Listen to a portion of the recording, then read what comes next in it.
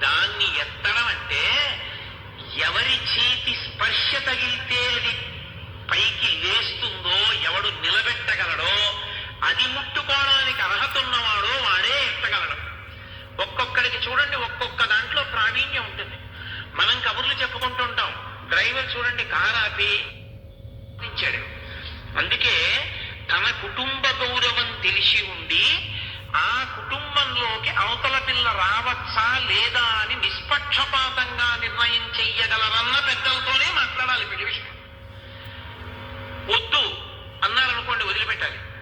తప్పకుండా పరిశీలించచ్చు అన్నారనుకోండి, పరిశీలించాలి. వెంటనే పురోహితులు అన్నారు, తప్పకుండా మహాత్ముడు జనకుడు, మనం వెడదాం అన్నారు. సరే అయితే బయలుదేరండి, ఇంకా ఆలస్యం ఎందుకు, మా భూత్కాలస్య పరిచయ, ఆలస్యం చెయ్యకూడదు, బయలుదేరండి అన్నాడు. తాను వృద్ధుడు, నేను వెనక వస్తాను. ముందు కోశాధిపతులందరూ కూడా తగినటువంటి కానుకలు తీసుకుని ముందు బయలుదేరాలి. ప్రభువు వెడుతున్నాడు అంటే పొంచి ఉంటారు శత్రువులు, నాకు రక్షణగా ఆశ్విక దళం పదాతి దళం అంతా బయలుదేరాలి, నాకన్నా ముందు పురోహితులు వెళ్ళాలన్నాడు.